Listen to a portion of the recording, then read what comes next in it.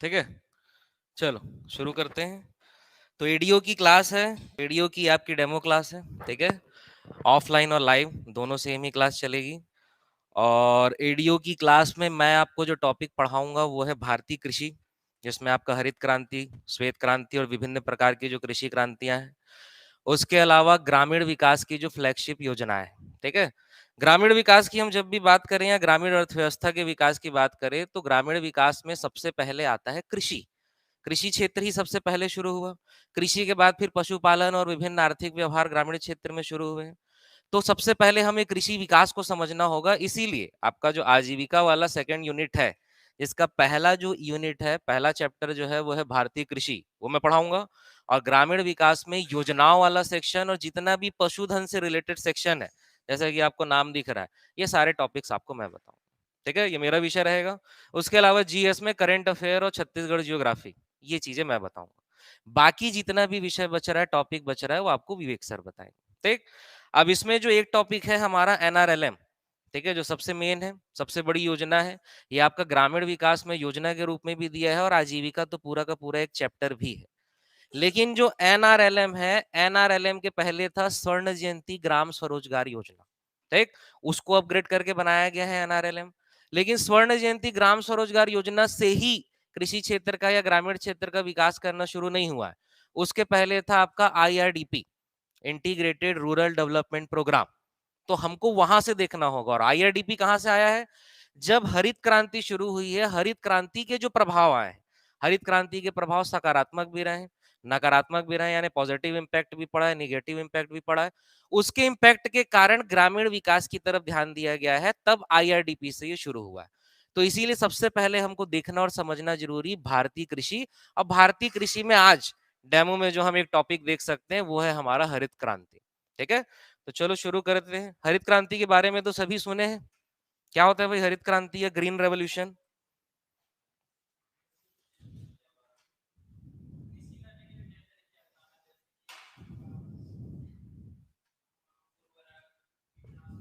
हम्म। ठीक। जो हमारी पारंपरिक कृषि है उसको आधुनिक कृषि में बदलना ही क्या कहलाया है? हरित क्रांति, ठीक है। जैसे कि नाम आपको दिख रहा है हरित, और उसके साथ जुड़ा हुआ है क्रांति। अच्छा, केवल ग्रीन रेवोल्यूशन नहीं है, व्हाइट रेवोल्यूशन रेवोल्यूशन है, रेड रेवोल्यूशन है, ब्राउन है, गोल्डन है, ब्लैक है, बहुत सारे हैं, सतरंगी है। तो ये रेवोल्यूशन का मतलब क्या होता है? हरित तो हरा भरा होगा, हरा भरा क्या दिखता है? जंगल और खेत दिखता है। तो जंगल की यहाँ पे बात नहीं हो रही है, कृषि क्षेत्र की बात हो रही है, तो आपका क्या रहेगा? खेत ही रहेगा। रेवोल्यूशन, क्रांति का मतलब क्या है? कहीं भी जो क्रांति है, चाहे श्वेत क्रांति हो, लाल क्रांति हो, हरित क्रांति हो, गोल क्रांति हो, क्रांति यहाँ किसे कहा जा रहा है? ठीक, तेजी से जो बदलाव आ रहा है किसी तकनीकी को अपनाकर, या किसी नए रिसर्च को अपनाकर, या किसी नए आपके प्रोसेस को अपनाकर एकाएक जो परिवर्तन आया है, एकाएक जो बदलाव आया है, उसे ही क्या कह दिया गया? क्रांति। भाई फसल उत्पादन में अचानक बहुत ज्यादा बदलाव आ गया, अचानक उत्पादन बढ़ गया, तो उसे क्या कह दिया गया? क्रांति। खाद्यान्न उत्पादन में एकाएक बदलाव आया है, एकाएक उत्पादन बढ़ा है, तो हरित क्रांति है। दूध के उत्पादन में एकाएक बदलाव आया है, एकाएक उत्पादन बढ़ा है, तो क्या है? आपका श्वेत क्रांति है। आलू के उत्पादन में एकाएक बदलाव आया है, तो क्या है? वो गोल क्रांति है। ऐसा अलग अलग क्रांति है, सब हम देखेंगे। लेकिन जो हमें डीप में पढ़ना है और जो जानना है, जिससे ज्यादा क्वेश्चन बनेगा, वो आपका हरित क्रांति। सेकंड नंबर में श्वेत क्रांति है, और थर्ड नंबर पे नीली क्रांति। नीली क्रांति का संबंध किससे है? मछली, मत्स्य उत्पादन या जल कृषि, ठीक है। जल कृषि ही हमको समझ के चलना है, केवल मछली उत्पादन नहीं है, जल कृषि उसे पूरा एकाएक कहा जाएगा। तो ये तीन सबसे इंपॉर्टेंट रहेगा, और बाकी से केवल यही आएगा कि इस कृषि का संबंध किससे है, या इसके जनक कौन है। हर किसी के जनक या हर किसी के प्रणेता दिया हुआ है ऐसा नहीं है, तो वो लिमिटेड रहेगा। लेकिन सबसे ज्यादा जो क्वेश्चन बनेगा कहां से बनेगा? Green revolution. तो चलो ग्रीन रेवोल्यूशन को शुरू करते हैं। ग्रीन रेवोल्यूशन में बेसिक से हम स्टार्ट करते हैं सीधा। ग्रीन रेवोल्यूशन की मैं बात करूं तो थोड़ा सा ऐतिहासिक जानकारी जान लेते हैं, सारे पॉइंट्स को आप नोट करते जाएंगे। आज हम देख रहे हैं एज अ डेमो, ठीक है। अच्छा, कल से जो आपकी क्लासेस रहेंगी, विवेक सर दोनों क्लास लेंगे। एक जीएस की क्लास होगी और एक आपका जो 3 यूनिट है, आजीविका, पंचायत और ग्रामीण विकास, एक क्लास इसकी रहेगी, ठीक, तो डेली आपकी 2 क्लासेस रहेंगी। उसके बाद जैसे ही नोटिफिकेशन आएगा तब 4 क्लासेस रहेंगी, जिसमें एक मैं लूंगा, इसी टॉपिक को आगे कंटिन्यू करूंगा, और उसके साथ ही आपकी हिंदी की भी क्लास चलेगी। हरित क्रांति,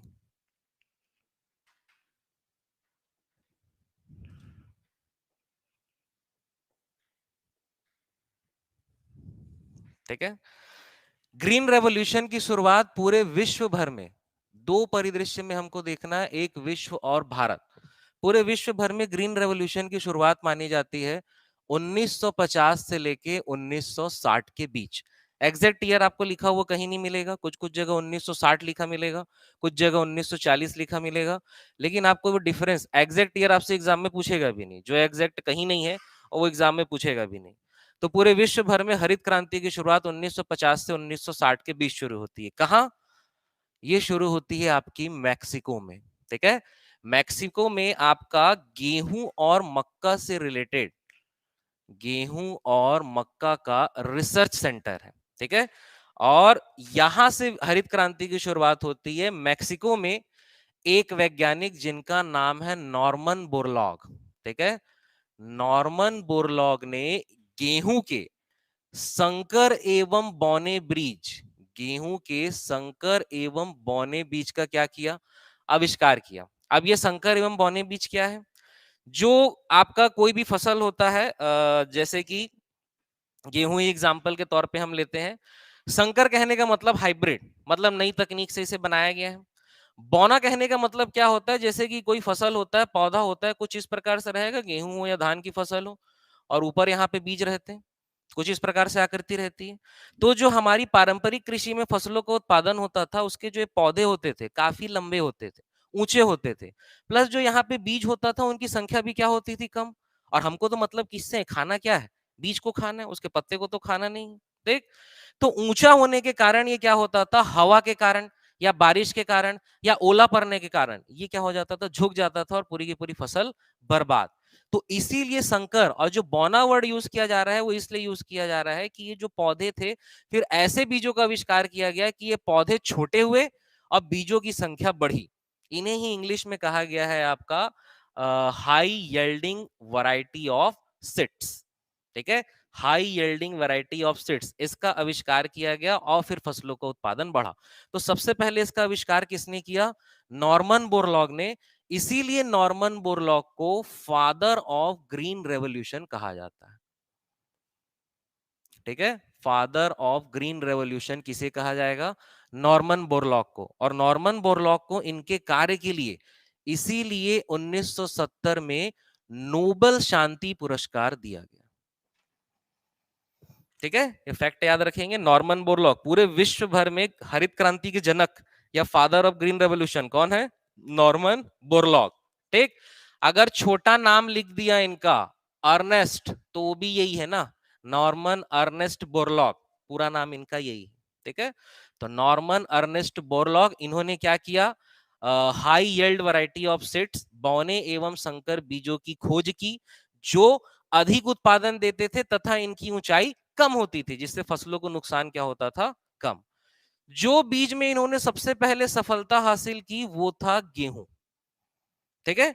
और सेकंड नंबर में था आपका मक्का। विश्व के परिप्रेक्ष्य में देख रहे हैं ना, भारत में सेकंड मक्का नहीं रहेगा, भारत में सेकंड आपका हो जाएगा चावल, ठीक है। तो पूरे विश्व भर में सबसे ज्यादा सफल जो हुआ ग्रीन रेवोल्यूशन, जो सबसे पहले शुरू हुआ, वो किस बीज के लिए था? गेहूं के बीज के लिए था, याद रहेगा। लेकिन यदि आपसे पूछेगा कि ये जो ग्रीन रेवोल्यूशन वर्ड है, इस शब्द का इस्तेमाल सबसे पहले किसने किया? तो वो थे आपके William God, GAUD, William God. Green revolution शब्द का इस्तेमाल सबसे पहले किसने किया? तो किसने किया?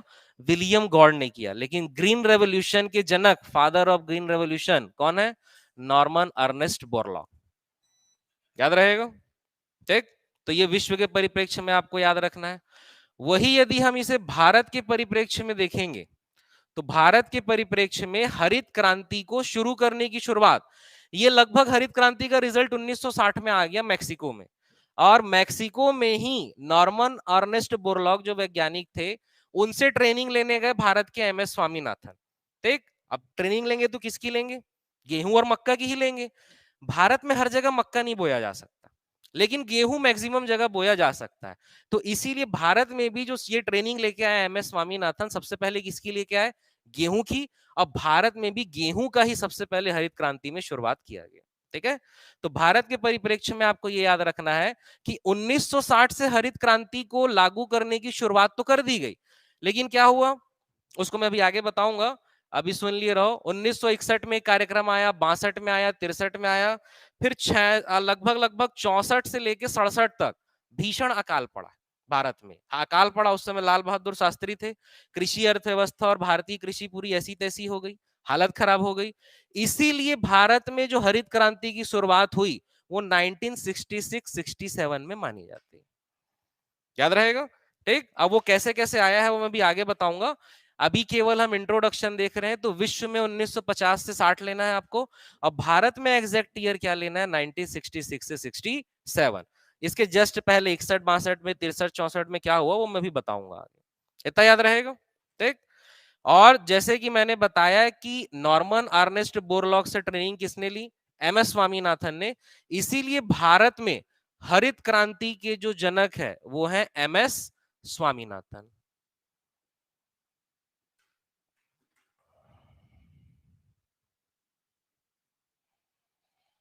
भारत में हरित क्रांति के जनक कौन है? M S Swaminathan. याद रहेगा? ठीक।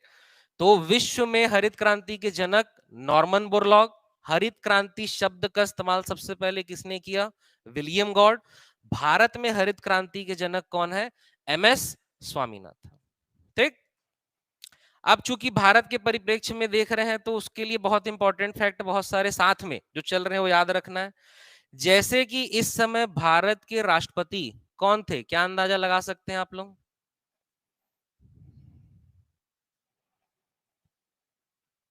राधा कृष्णन। ठीक है, सर्वपल्ली राधाकृष्णन इस समय भारत के राष्ट्रपति थे। एक फैक्ट बन सकता है। उसी प्रकार प्रधानमंत्री कौन थी इस समय? अब कौन थी मैं बोल दिया तब तो तुक्का लग ही जाना चाहिए। इंदिरा गांधी। ठीक है, इस समय भारत की प्रधानमंत्री इंदिरा गांधी। एक्चुअल में अगर किस प्रधानमंत्री ने हरित क्रांति के लिए सबसे पहले पहल की तो आपका आंसर होगा लाल बहादुर शास्त्री। लेकिन लाल बहादुर शास्त्री 1965 ताशकंद समझौता, उनकी हत्या हो गई या उनका देहांत हो गया। ठीक। तो उसके बाद इंदिरा गांधी आ गई प्रधानमंत्री बन के। तो इनके शासन काल में क्या हुआ? हरित क्रांति की शुरुआत हुई। लेकिन अगर हरित क्रांति को शुरुआत करने में कुछ दिग्गजों का या महापुरुषों का नाम आएगा तो उसमें लाल बहादुर शास्त्री भी रहेंगे। सबसे पहले पहल उन्होंने ही की, तभी तो उन्होंने नारा दिया जय जवान जय किसान, सुने हो ये नारा? तो उस समय भारत की प्रधानमंत्री कौन थी हरित क्रांति के समय? इंदिरा गांधी। उसके अलावा एक और फैक्ट याद रखना है। दो नाम आपको कुछ कुछ बुक में लिखे हुए मिलेंगे जिसमें कंफ्यूजन होगा। एक नाम मिलेगा आपका वो बाबू जगजीवन राम, और दूसरा नाम आपको मिलेगा सुब्रमण्यम। ठीक है, तो जो सुब्रमण्यम है उस समय के खाद्य मंत्री थे। ठीक है, और उस समय के कृषि मंत्री थे बाबू जगजीवन राम। यदि पूछेगा भारत में हरित क्रांति के प्रणेता कौन है तो आपका आंसर होगा बाबू जगजीवन राम। याद रहेगा? हरित क्रांति के प्रणेता कौन है? बाबू जगजीवन राम। फादर ऑफ हरित क्रांति या father of green revolution in India या हरित क्रांति के जनक कौन है? स्वामीनाथन। विश्व में नॉर्मन अर्नेस्ट बोरलॉग, और नाम किसने दिया? William God. याद रहेगा? अब चूंकि इस समय पंचवर्षीय योजनाएं चलती थी तो अगला फैक्ट देखिए, मैं आपको टॉपिक ऐसे ही बताऊंगा जो फैक्ट से, क्योंकि हम ऑब्जेक्टिव एग्जाम की तैयारी कर रहे हैं। ऑब्जेक्टिव एग्जाम में वन वर्ड क्वेश्चन या स्टेटमेंट वाले क्वेश्चन आएंगे। ठीक है, पूरा थ्योरी तो हमको कहीं लिखना नहीं। तो जो फैक्ट या कीवर्ड से क्वेश्चन बन सकते हैं मैं वही फैक्ट आपको नोट करवाऊंगा। ठीक है, तो यहाँ और अगला, उस समय पंचवर्षीय योजनाएं चलती थी, अभी तो बंद हो चुकी है। तो कौन सी पंचवर्षीय योजना होगी इस समय? तीसरी की चौथी?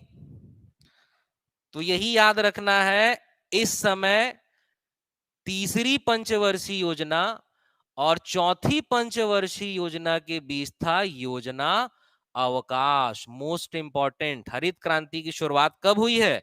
योजना अवकाश में हुई है। योजना अवकाश था आपका 1966 से लेकर 69। ठीक है भाई, पाकिस्तान के साथ युद्ध चल रहा था, उसके पहले चाइना के साथ युद्ध चल रहा था। अभी मैं चर्चा में बताया कि 65-66 में क्या हुआ, भीषण अकाल पड़ा। देश की हालत चूंकि बहुत ज्यादा खराब थी, अर्थव्यवस्था की हालत बहुत खराब थी, इसीलिए इस समय पंचवर्षीय योजना लागू नहीं हुई।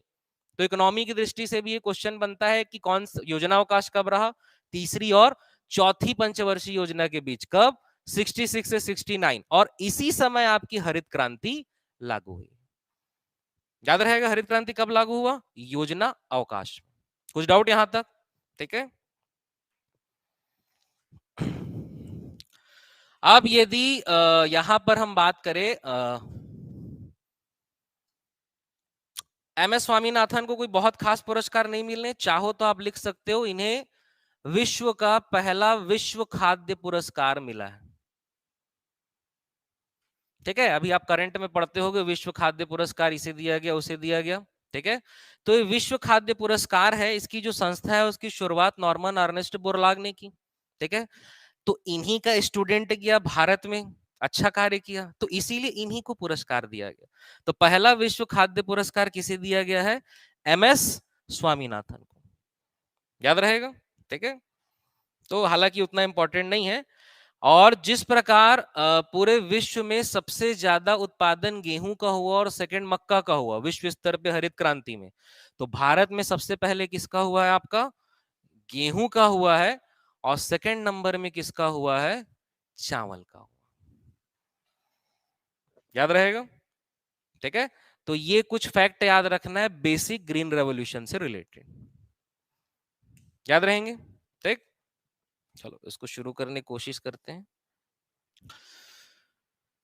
उसके अलावा हरित क्रांति से संबंधित कुछ और फैक्ट हम देख लेते हैं। ठीक है, हरित क्रांति की अगर हम बात करें तो हरित क्रांति से संबंधित जो क्षेत्र थे भारत में, कहां कहां हरित क्रांति का सबसे ज्यादा प्रभाव रहा, तो वह सबसे ज्यादा प्रभाव तो भारत में कहां रहा, उत्तर भारत के क्षेत्र। उत्तर भारत के क्षेत्र में क्या था आपका, पंजाब था, हरियाणा था, उत्तर प्रदेश था।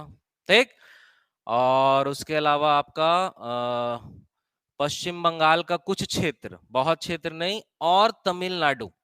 ठीक है, और तमिलनाडु का कुछ क्षेत्र। तो हरित क्रांति का सबसे ज्यादा प्रभाव कहां रहा, इसी क्षेत्र में रहा। अब इसको क्या लॉजिकली थोड़ा सा आपको याद रखना है, हरित क्रांति में हम किस फसल की बात कर रहे हैं, गेहूं की बात कर रहे हैं, जिसका सर्वाधिक उत्पादन रहा। सर्वाधिक सफलता आपको किस में मिली है, गेहूं में मिली है।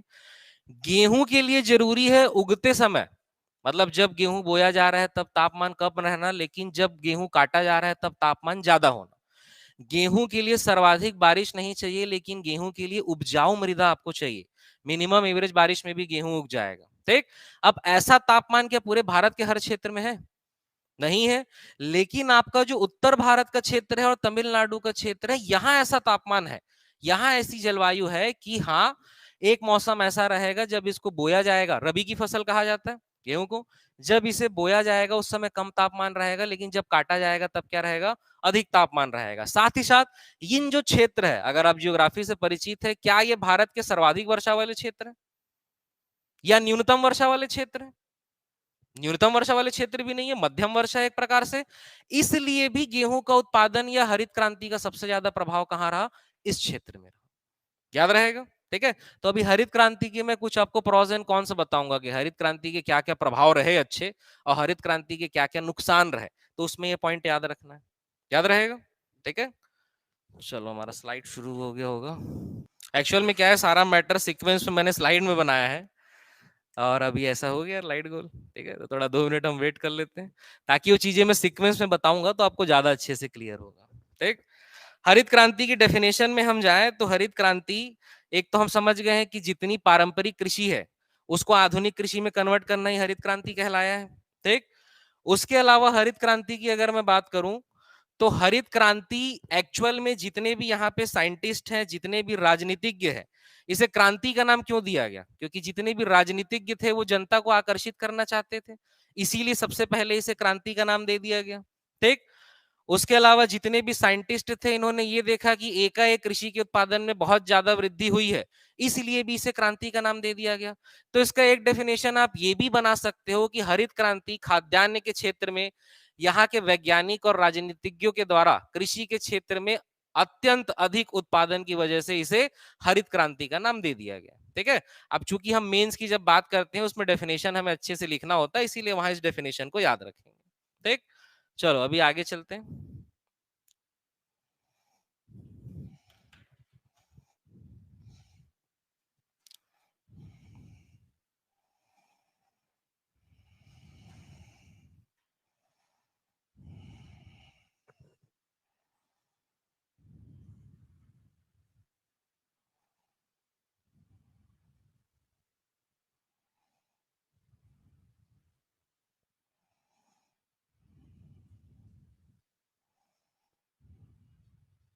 जो भी ये स्लाइड रहेगा ये आपको पीडीएफ के फॉर्म में मिल जाएगा टॉपिक खत्म होने के बाद। ठीक है, लेकिन आपको तो भी नोट डाउन करते चलना है, नोट डाउन करेंगे तभी चीजें आपको याद रहेंगी। ठीक, चलो शुरू करते हैं फिर से। ये सारे फैक्ट हम देख चुके थे। ठीक, अब उसके बाद आते हैं हरित क्रांति का डेफिनेशन समझ चुके हैं, हरित क्रांति की जो शुरुआत हो रही है अब इसे समझना शुरू करते हैं। हरित क्रांति की शुरुआत 1960 से लगभग की गई, जैसा मैंने इसके पहले थोड़ी देर पहले आपको बताया। 1960 से लेके 61 तक में ये सारे कीवर्ड आप नोट करेंगे, शुरू हुआ है आपका आईएडीपी। आईएडीपी है गहन कृषि जिला कार्यक्रम। ठीक, 1960 में सबसे पहले भारत सरकार ने हरित क्रांति की शुरुआत करने की कोशिश की, लेकिन उस समय उसे हरित क्रांति का नाम नहीं दिया गया। उस समय केवल भारत की जो कृषि की व्यवस्था है उसे बढ़ाने पे फोकस किया गया। अब उसके लिए सबसे पहले शुरू किया गया गहन कृषि जिला कार्यक्रम। क्या होता है गहन कृषि? गहन कृषि के लिए एक वर्ड और लिख लेंगे अगर एग्जाम में दिखा, इसे ही सस्यन कृषि भी कहा जाता है। सुने हैं गहन कृषि, सस्यन कृषि क्या होता है?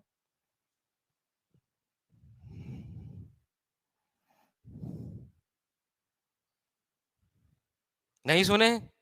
कोई आइडिया? इंग्लिश में यदि मैं आपको हिंट दूं, इंटेंसिव एग्रीकल्चर डिस्ट्रिक्ट प्रोग्राम।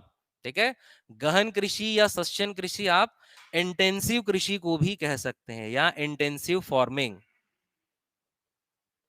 आप तुक्का लगाइए क्या हो सकता है। जैसे आप दौड़ते हैं, फिजिकल कुछ कर रहे हैं या जिम जाते हैं, बोलते हैं ना इंटेंस वर्कआउट कर रहे हैं। इंटेंस, इंटेंस मतलब क्या? वही यहाँ पे होगा कृषि में, गहन कृषि कर रहे हैं, एकदम इंटेंसिव कृषि कर रहे हैं। जब आप ज्यादा वर्कआउट करते हैं तो क्या करते हैं, ज्यादा मेहनत करते हैं, ज्यादा एफर्ट लगाते हैं। तो यहाँ पे गहन कृषि की या सस्यन कृषि की बात होगी तो ज्यादा एफर्ट कैसे लगेगा? कृषि में कैसे ज्यादा एफर्ट लग सकता है? ज्यादा मेहनत करके। हाँ चलो, अध्ययन और कृषि के लिए क्या जरूरी है? आपको चावल की खेती करना है, धान की खेती करना है, क्या जरूरी है? हाँ, उर्वरक जरूरी है, बीज जरूरी है, इन सब के लिए क्या जरूरी है? मिट्टी और भूमि और पैसा। पैसा चाहिए कि नहीं सबके लिए? भूमि के लिए पैसा चाहिए, मिट्टी जो भी चाहिए, उर्वरक चाहिए, बीज चाहिए, सबके लिए क्या चाहिए? पैसा।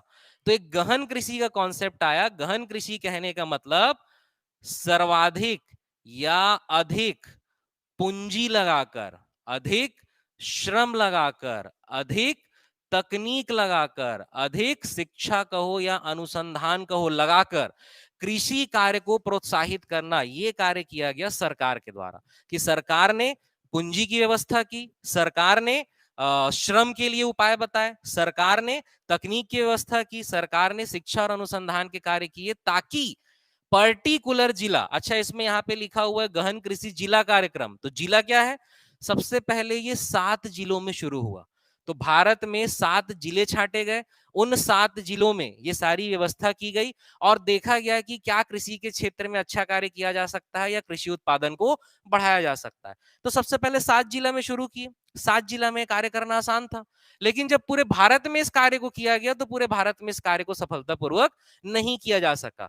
तो इसीलिए हमारा जो आईएडीपी था, गहन कृषि जिला कार्यक्रम, ये क्या हो गया? पूरी तरीके से फेल हो गया। क्लियर हो रहा है? गहन कृषि जिला कार्यक्रम क्या है? आपसे एग्जाम में इससे जो क्वेश्चन आएगा बस यही कि गहन कृषि या सस्टेन कृषि किसे कहते हैं। जब मैं एग्रीकल्चर थोड़ा सा आपको डीप में बताऊंगा तब मैं कृषि के ढेर सारे प्रकार बताऊं, लेकिन यहां भी एक वर्ड आया है गहन कृषि सस्टेन कृषि, क्या है? तो बनेगा वो अधिक श्रम लगाकर, अधिक पूंजी लगाकर, कोई भी अधिक एफर्ट जो कृषि में जरूरी लगाकर कृषि कार्य किया जाता है, वही क्या कहलाता है? गहन कृषि कहलाता है। ठीक। अब ये क्या हुआ, जिला वाला कार्यक्रम तो फेल हो गया। उसके बाद दूसरा 64-65 में आया IAAP, गहन कृषि क्षेत्र कार्यक्रम, यानी पर्टिकुलर क्षेत्र तय किए गए। जैसे कि जो अभी इसके थोड़ी देर पहले मैंने बताया कि हरित क्रांति का सर्वाधिक प्रभाव उत्तर भारत में रहा, तो ऐसे ही भारत के कुछ कुछ क्षेत्र तय किए गए जिसमें थे आपके उत्तर भारत के राज्य और दक्षिण भारत के तमिलनाडु और आंध्र प्रदेश जैसे राज्य। बाकी राज्यों को इसमें शामिल नहीं किया गया। ये था आपका गहन कृषि क्षेत्र कार्यक्रम। सेम कार्य किया गया, अधिक पूंजी लगाई गई, अधिक श्रम लगाया गया, अधिक तकनीक लगाई गई, शिक्षा अनुसंधान ये सारे कार्य किए गए भारत सरकार के द्वारा, ताकि कृषि उत्पादन में क्या की जा सके? वृद्धि की जा सके। कहीं ना कहीं थोड़ा बहुत तो ये सफल हुआ होगा, 7 जिला में तो हुआ पर पूरे भारत में नहीं हुआ। ये क्षेत्रवार भी जो गहन कृषि की गई ये भी क्या होगा? थोड़ा बहुत सफल हुआ होगा, लेकिन पूरे भारत में सफल नहीं हुआ। लेकिन कोई भी कृषि कार्य एक दिन में सफल हो सकता है क्या? नहीं, लंबा समय लगना है। लेकिन थोड़ा बहुत सफलता चल रही थी और 1965 से 67 के बीच क्या आ गया? सूखा पड़ गया, अकाल आ गया। ठीक है, बहुत भीषण अकाल पड़ा, देश में खाद्यान्न की इतनी कमी हो गई कि लोग अकाल से, भूख से मरने लग गए। तो इसीलिए मजबूरन या एक प्लानिंग के तहत, दोनों आप कह सकते हैं, हरित क्रांति का जो कॉन्सेप्ट विश्व भर में चल रहा था, क्या? High yield variety of seeds, जो बौने और उन्नत किस्म के संकर बीज थे, उनको अपनाया गया ताकि ऐसे बीजों के द्वारा उत्पादन किया जा सके। अच्छा, एक और पॉइंट यहां पे समझेंगे, ये जो आपके high yield variety of seeds थे, इनकी एक और खासियत थी, जैसे कि भाई यहाँ पे सूखा पड़ गया, अकाल पड़ गया। अब आपके दिमाग में ये आएगा कि सूखा पड़ गया है, अकाल पड़ गया है, बारिश नहीं हो रही है, तो ये उन्नत किस्म का बीज बिना बारिश के क्या कर लेगा? कि डाउट आना चाहिए मन में, भाई उन्नत किस्म का बीज है तो क्या बिना बारिश के हो जाएगा? बिना पानी, बिना सिंचाई के हो जाएगा? हाँ, उसकी ये भी खासियत थी कि जैसे कि भाई मान लेते हैं बहुत ज्यादा बारिश हो रही है, एकदम बादल छाया हुआ है, सूरज की रोशनी नहीं आ रही है, तो क्या अच्छा कृषि कार्य हो सकता है? भाई सूरज की रोशनी भी चाहिए और पानी भी बहुत ज्यादा नहीं चाहिए। या इसका उल्टा, बहुत ज्यादा सूरज की रोशनी आ रही है, ताप बहुत ज्यादा है, गर्मी पड़ रही है, सूखा और अकाल पड़ गया है, उसमें भी कृषि कार्य अच्छे से नहीं हो सकता। लेकिन ये जो HYVP high yield variety seeds थे, जिनका अमेरिका में खोज हुआ था, इनकी खासियत थी ये बदली में, या सूरज की रोशनी नहीं है, सूरज का ताप नहीं है, उसमें भी उत्पादन दे सकते हैं। और पानी की व्यवस्था यदि बहुत कम है, सिंचाई सुविधा यदि बहुत कम है, उसमें भी उत्पादन दे सकते हैं। ठीक, इसीलिए सूखा करने के बाद त्वरित प्रभाव से जो प्रोसेस अपनाया गया वो यही था, high yield variety of seeds का, बौने एवं संकर बीज। याद रहेगा? तो बौने एवं संकर बीज की खासियत क्या क्या है यदि हम बोलेंगे तो? बौने और संकर बीज की खासियत, एक तो वो बौना है, पौधे छोटे रहेंगे, झुकेगा नहीं, उत्पादन ज्यादा देते हैं, बीज का उत्पादन ज्यादा होता है। दूसरा, बौने और संकर बीज की खासियत क्या है? ये कम सूर्य ताप में भी अधिक उत्पादन दे सकते हैं और कम पानी में भी अधिक उत्पादन दे सकते हैं। याद रहेगा? तो यहां से जो आपके एग्जाम में क्वेश्चन बनेगा वो यही सब बनेगा कि IADP प्रोग्राम कब शुरू हुआ? 1960 से 61। IAAP प्रोग्राम कब शुरू हुआ? 64 से 65। और भारत में हरित क्रांति की शुरुआत, ये तो हम देख चुके हैं। हरित क्रांति मतलब जब इन बीज को अपनाया गया वही हरित क्रांति कहलाया। ठीक। उसके बाद जो हरित क्रांति है वो आपके 3 चरणों में शुरू हुई। वो 3 चरण का डेट बिल्कुल लिख लो और रट लो। पहला चरण था आपका 1966 से 81, दूसरा चरण था आपका 1981 से 95 और तीसरा था 95 से लेके वर्तमान तक। ये हरित क्रांति के 3 चरण है। इसमें कुछ कुछ कॉन्सेप्ट द्वितीय हरित क्रांति का भी आता है, उसको हम आने वाली क्लास में देखेंगे क्या है कैसा है। तो 3 चरणों में हरित क्रांति चल रहा है। पहला जो हो गया 66 से 81, दूसरा 81 से 95 और तीसरा 95 से वर्तमान। याद रहेगा? ठीक है, ठीक। चलो आगे चलते हैं। इसके बाद जो फैक्ट जिससे आपके एग्जाम में क्वेश्चन बनेगा वो ये है कि हरित क्रांति में कौन से बीजों का प्रयोग किया गया। ये नाम यदि आपके लिए नया है तो बिल्कुल रटेंगे। पूरे विश्व भर में जो गेहूं के लिए बीज था वो था लर्मा रोजो 64A। जो आपने अभी नॉर्मन अर्नेस्ट बोरलाग ने जिस बीज की खोज की सुना है, उस बीज का नाम था लर्मा रोजो 64A। कुछ कुछ बुक में भारत के लिए चावल के इस बीज का नाम दिया है, गलत नहीं है ना। गेहूं के लिए जो बीज का नाम है वो है लर्मा रोजो 64A। याद रहेगा। अब ये जब भारत आया बीज, वही बीज भारत आया, वहीं से ट्रेनिंग लेके आया है, तो उसका नाम रख दिया गया पूसा लर्मा। है वही चीज, नाम रख दिया गया आपका पूसा लर्मा। ठीक है। और उसके अलावा जो दूसरा बीज था वो था 64, सोनारा 64। और भारत में सरबती गेहूं प्रसिद्ध है, इसीलिए उसका नाम रख दिया गया सरबती सोनारा। और ये जो दोनों बीज हैं, ये दोनों बीज किसके हैं? गेहूं के। चावल के बीज की अभी मैं बात नहीं कर रहा हूं। याद रहेगा। तो अगला ऑब्जेक्टिव क्वेश्चन जो आपके एग्जाम में बनेगा वो यही रहेगा कि हरित क्रांति में जिन बीजों का इस्तेमाल हुआ था गेहूं के लिए, उसका नाम क्या था? लर्मा रोजो 64A विश्व में नाम था उसका, और भारत में क्या था? पूसा लर्मा। दूसरा आपका सोनारा 64 था, ये भी विश्व में नाम था, और भारत में क्या नाम था? सरबती सोनारा। याद रहेगा नाम। ठीक। अगर चावल का नाम आपसे पूछता है तो चावल का नाम याद रखिए, जो विश्व में था वो था ताइचुंग।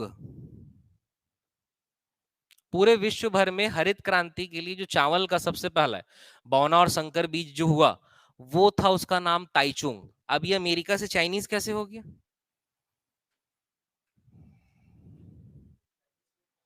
चाइनीज वैज्ञानिक थे। तो यही यहाँ पे डाउट आएगा, चाइनीज के वैज्ञानिक नहीं थे, ये थे फिलीपींस के। याद रखना है। फिलीपींस में है आपका अंतरराष्ट्रीय चावल अनुसंधान केंद्र। भारतीय कृषि में कुछ कुछ फैक्ट हम देखेंगे स्टैटिक, जैसे कि विभिन्न फसलों के अनुसंधान केंद्र भारत में कहां कहां। ठीक है। तो कुछ याद रखना है, जैसे इसके पहले मैंने मैक्सिको में बताया, क्या?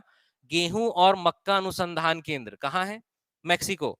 चावल का अनुसंधान केंद्र कहां है? फिलीपींस। फिलीपींस की राजधानी मनीला।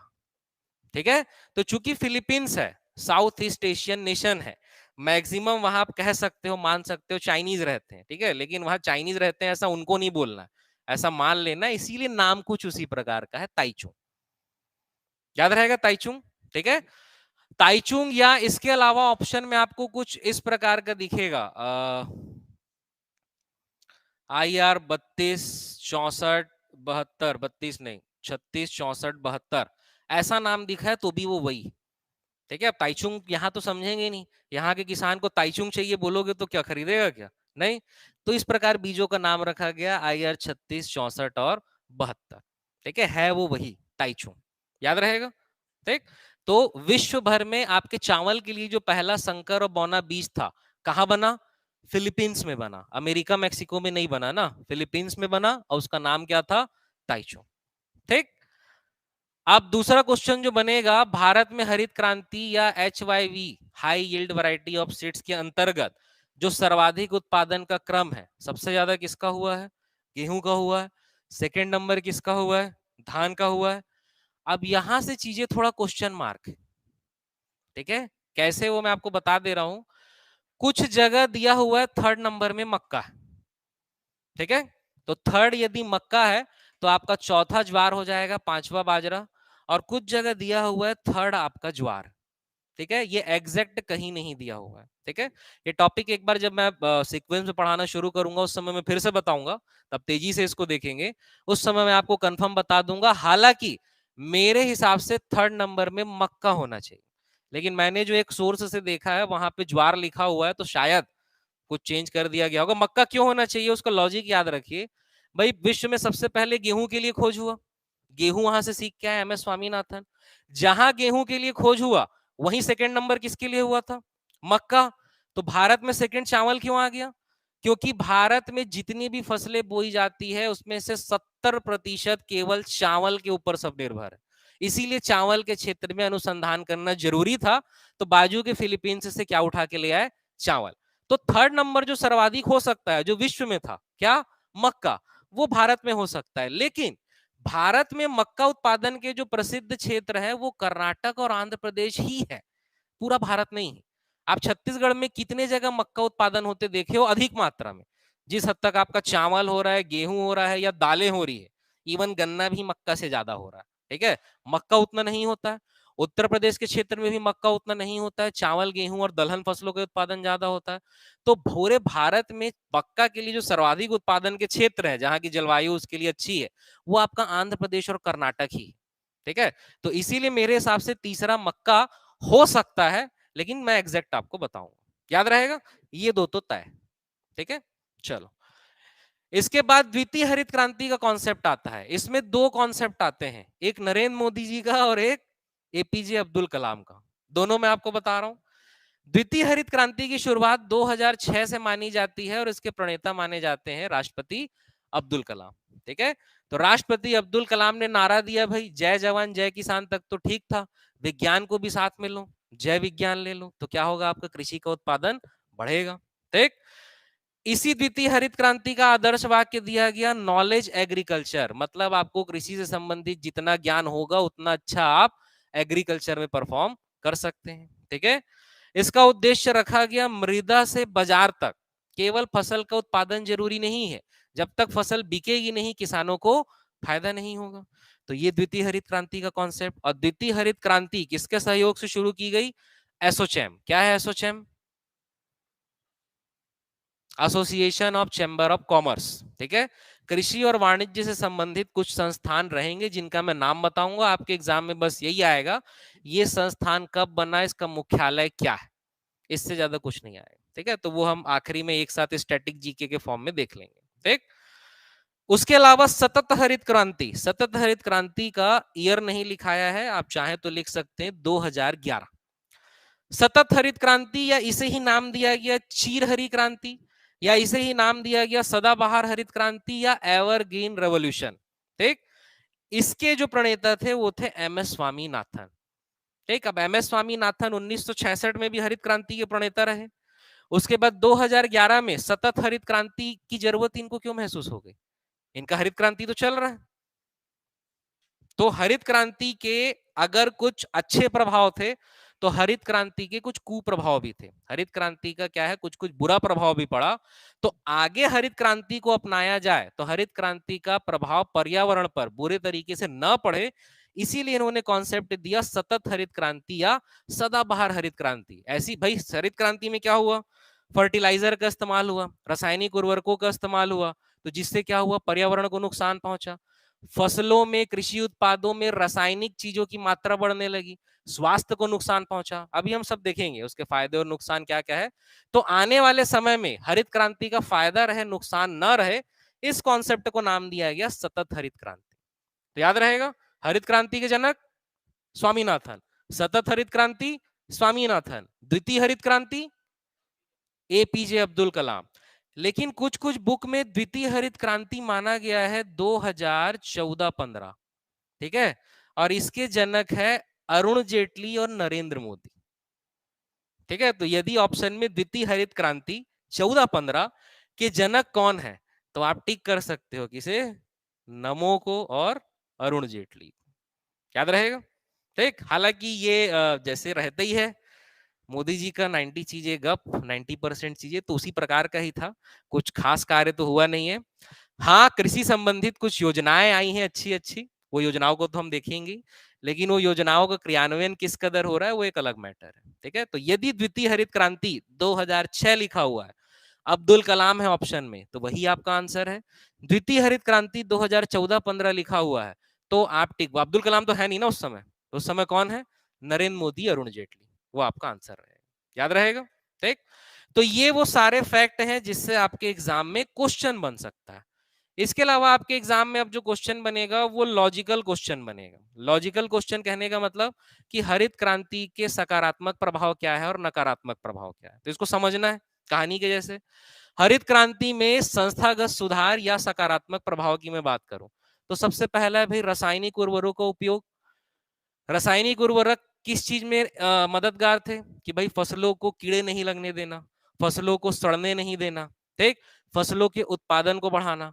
तो हरित क्रांति के सकारात्मक प्रभाव में सबसे पहला क्या रहा है आपका, रासायनिक उर्वरकों का इस्तेमाल हुआ है, जिससे फसल खराब कम हुई है और उत्पादन बढ़ा है। ठीक, जो जो सकारात्मक प्रभाव रहेगा वही नकारात्मक बनेगा। रासायनिक उर्वरक ज्यादा से ज्यादा इस्तेमाल होगा तो क्या होगा, हमारे खाद्य पदार्थों में केमिकल्स ज्यादा रहेंगे, केमिकल प्रोडक्ट्स ज्यादा रहेंगे, जिससे स्वास्थ्य को नुकसान पहुंचेगा। ठीक है।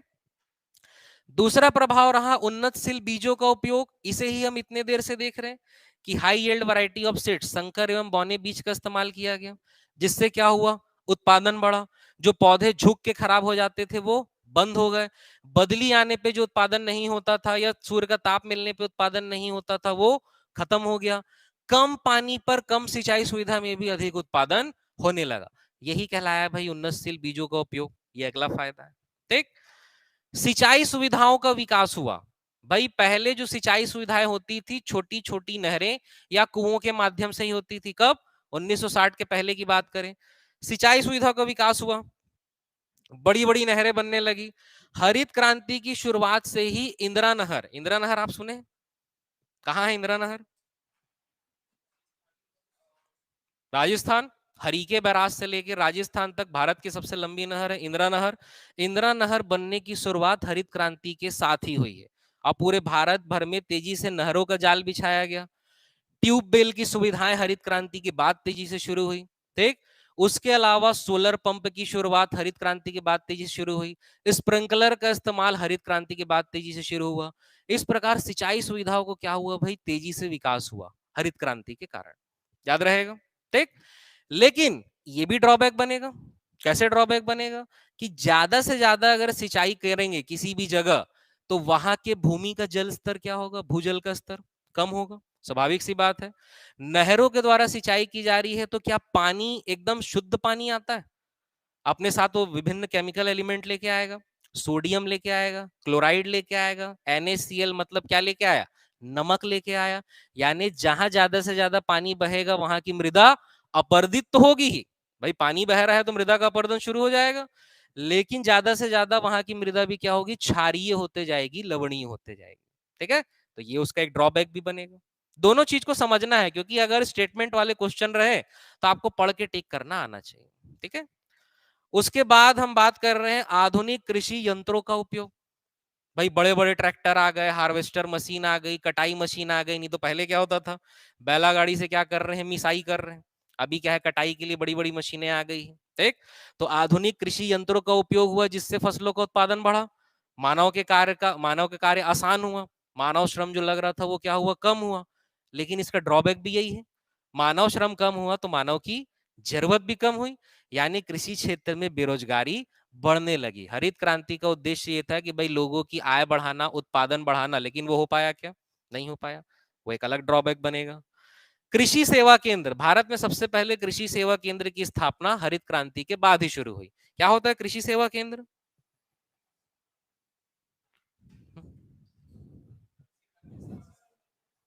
हाँ करीब वायर, कृषक से संबंधित। और होता क्या है,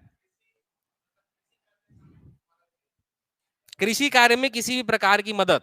ठीक है, चाहे वो फसल से रिलेटेड हो, बीज से रिलेटेड हो, मृदा से रिलेटेड हो, जलवायु से रिलेटेड हो, कुछ भी हो, वो कार्य कौन करता है? कृषि सेवा केंद्र। अब इसका ड्रॉबैक नहीं, हर चीज का ड्रॉबैक नहीं सोचना है। मृदा परीक्षण, मृदा परीक्षण की प्रयोगशाला सबसे पहले हरित क्रांति के दौरान ही शुरू हुई। कि भाई अगर आप कहीं भी किसी भी मट्टी में कोई भी फसल बो दोगे तो उत्पादन नहीं होगा। अभी मृदा परीक्षण की जो लैब है लगभग लगभग छत्तीसगढ़ के सभी जिलों में है। वहां किसान अपनी मिट्टी लेके जाता है तो फिर उसके द्वारा लैब से बताया जाता है कि हाँ आपकी मृदा में ये गुण है, आप ये फसल यहाँ पे बो सकते हो और अपना काम शुरू कर सकते हो। उसकी शुरुआत कब से हुई? हरित क्रांति से ही हुई। ठीक है। कृषि बीमा, यहाँ जो लिखा हुआ है कृषि बीमा, ये फैक्ट याद रखना है कि सबसे पहले कृषि बीमा या फसल का बीमा कब शुरू हुआ है?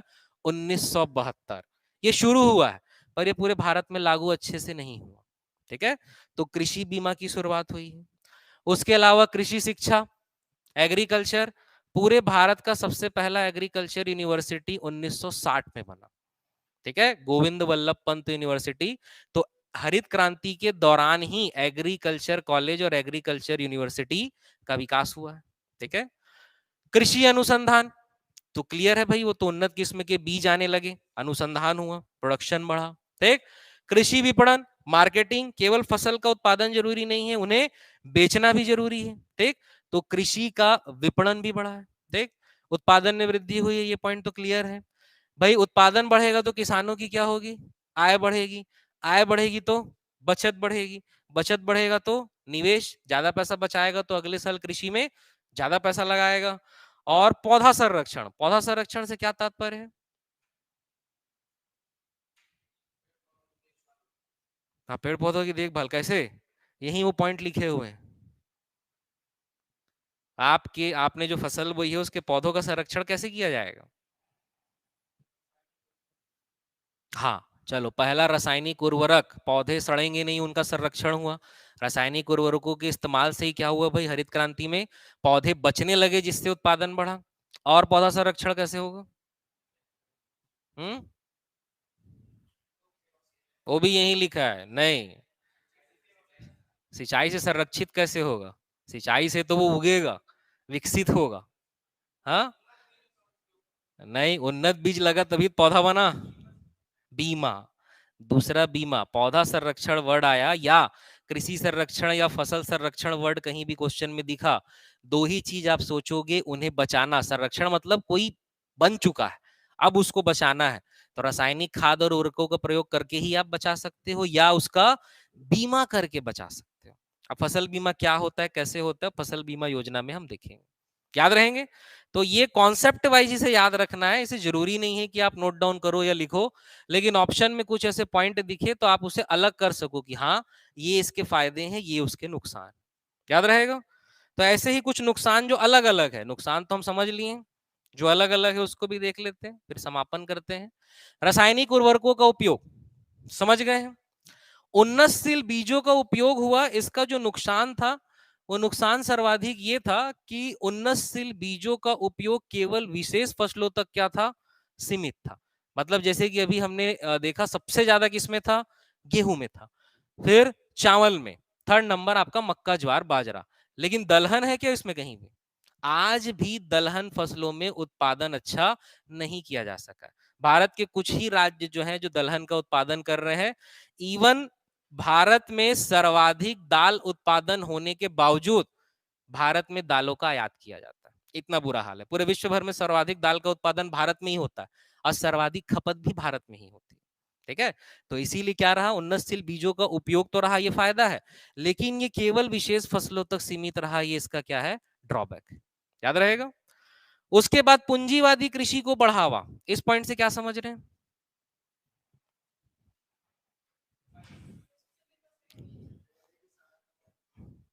हाँ ठीक, जो बड़े किसान है कैसे, वो तो क्लियर है, जिसके पास पैसा है वही करेगा। किन चीजों के आशय में बोला जा रहा है? ठीक है, समझ सकते हैं, बीज महंगे आते हैं, संसाधन में क्या, ट्रैक्टर। आधुनिक कृषि यंत्र जो हम फायदे देखे हैं, ट्रैक्टर हुआ, हार्वेस्टर मशीन हुआ, कटाई मशीन हुआ, स्प्रिंकलर हुए, ये सब सस्ते थोड़ी ना आते हैं, महंगे आते हैं। तो हरित क्रांति का फायदा तो रहा, लेकिन हरित क्रांति के फायदे में फायदा केवल कृषकों के उन वर्गों को हुआ जिनके पास पहले से ही पूंजी थी, जिनके पास पहले से ही आपका पैसा था। तो इसीलिए क्या है, पूंजीवादी कृषि को बढ़ावा मिला। और जो कृषकों का वर्ग है, बड़े किसान और छोटे किसान, इसमें आय में काफी विषमता बढ़ी। याद रहेगा? तो भाई जिसके पास पैसा था वही उन्नत बीज खरीदा, जिसके पास पैसा था वही कृषि के आधुनिक उपकरण खरीदा, और उसी का उत्पादन बढ़ा, उसी को फायदा हुआ। गरीब किसान को तो बहुत फायदा नहीं हुआ। कब? हरित क्रांति के शुरुआती दौर पे। फिर इसीलिए इसी को सुधारने के लिए आपका आया सबसे पहले लघु एवं सीमांत कृषक योजना आया, जब मैं बताऊंगा आगे। फिर आपका IRDP आया, फिर स्वर्ण जयंती ग्राम स्वरोजगार आया, और फिर NRLM। इन्हीं सब चीजों को सुधारने के लिए वो आया है। ठीक है, इसीलिए कॉन्सेप्ट को समझ के चलना जरूरी है, तभी समझ में आएगा वो योजना क्यों आई है। ठीक। उसके बाद भूमि सुधार की कमी, क्या होता है भूमि सुधार?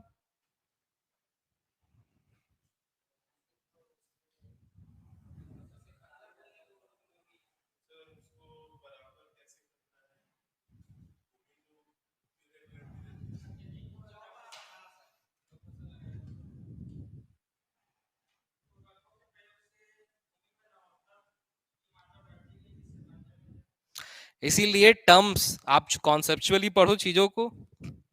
भूमि सुधार कहने का मतलब यह है भारतीय अर्थव्यवस्था में कि जब देश आजाद हुआ तब क्या हर किसान के पास भूमि थी? क्या आज भी है? तो पहला भूमि सुधार जो शुरू हुआ कि हर व्यक्ति के पास उसकी भूमि होना चाहिए, वो कहलाता है भूमि सुधार। क्लियर हो रहा है भूमि सुधार? दूसरा, भूमि सुधार में सबसे पहले जो कार्य किया गया वो था चकबंदी। अब ये बताओ, भूमि सुधार समझ में आया?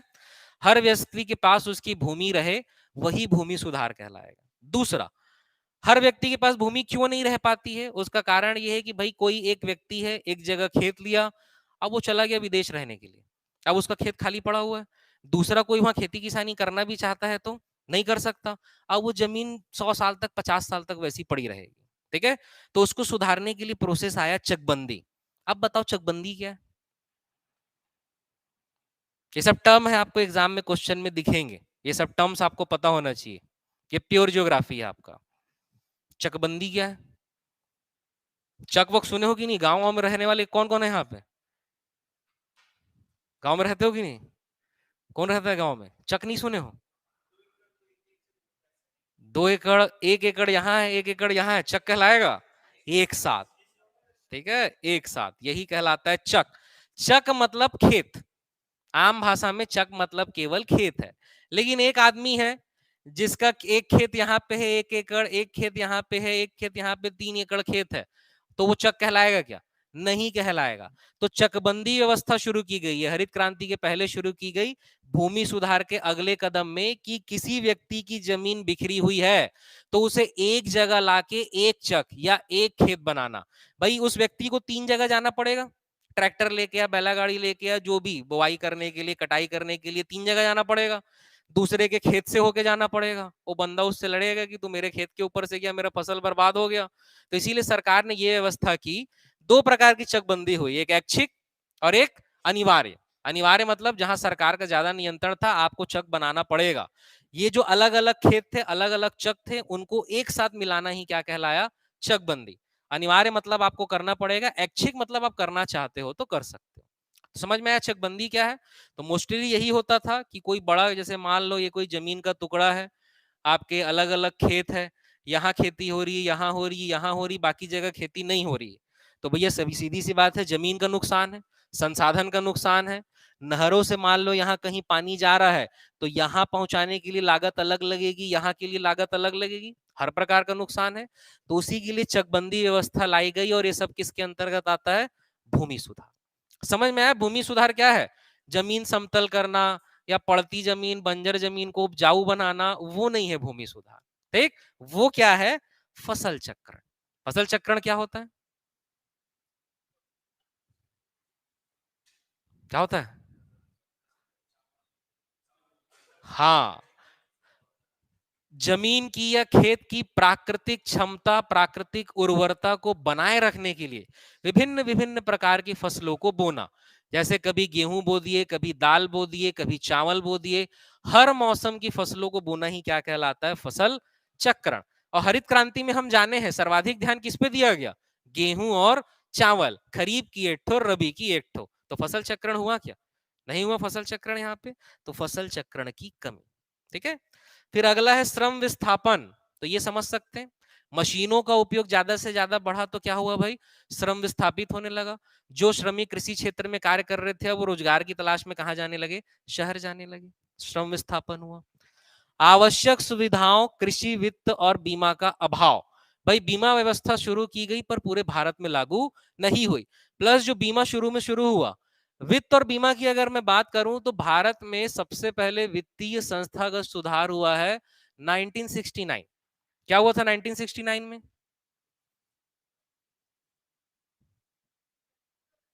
बैंकों का राष्ट्रीयकरण। ठीक है, जनता की भलाई के लिए। पहले क्या होता था? बैंक मैक्सिमम प्राइवेट थे, केवल इकलौता आपका एसबीआई सरकारी था। 1969 के पहले सभी प्राइवेट थे।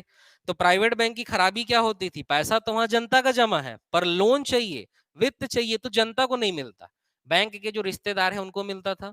इसीलिए क्या किया गया 1969 में? 19 बैंकों का नेशनलाइजेशन किया, सॉरी 14 बैंकों का नेशनलाइजेशन किया गया। तो जब 1969 में ही नेशनलाइजेशन हो रहा है, तो 66 67 जब हरित क्रांति शुरू हुआ, तब कृषि वित्त या कृषि बीमा रहेगा क्या? नहीं रहेगा। ठीक, तो इसीलिए आवश्यक जो क्या कहना चाहिए, वित्तीय सुविधाएं थी, चाहे लोन चाहे बीमा, वो शुरू तो हुआ लेकिन उसका अभाव था।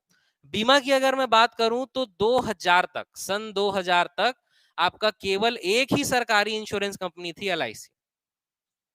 आज भी एक ही है, ठीक है, लेकिन उसके अलावा जीआईसी भी है और जीआईसी के अंतर्गत 4 सरकारी इंश्योरेंस कंपनी और है, लेकिन आपका केवल एलआईसी थी और प्राइवेट कंपनी तो थी ही नहीं।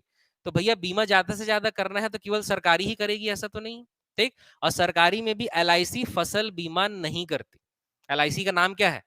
लाइफ इंश्योरेंस, जीवन बीमा इंसान का करती है, फसल का नहीं करती। तो इसीलिए बीमा कंपनियों का भी अभाव था उस समय। ध्यान रहेगा ये पॉइंट, सारे कॉन्सेप्ट को पकड़ते हुए चलना है, ठीक है।